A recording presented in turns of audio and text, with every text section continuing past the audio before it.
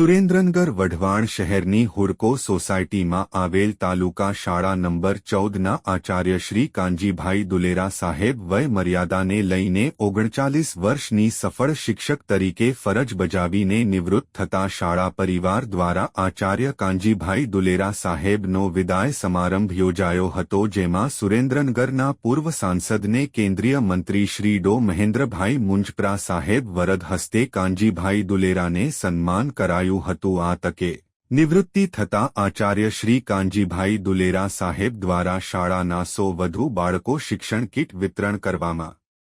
આવી હતી ને બાળકો ભોજન કરવીને એક નવો ચીલો ચાતરી એક ઉમદા ઉદાહરણ પૂરું પાડ્યું હતું। આચાર્ય શ્રી કાનજીભાઈ દુલેરા સાહેબ વિદાય સમારંભમાં શિક્ષણ અધિકારી રથવી સાહેબ, દશરથસિંહ અસવાર, હરજીભાઈ સોલંકી, સુરેન્દ્રનગર જિલ્લા શિક્ષણ મહાસંઘ પ્રમુખ સહિત મોટી સંખ્યા શિક્ષણ જગત લોકોને શાળા પરિવાર ઉપસ્થિતમાં વિદાય સમારંભ યોજાયો હતો।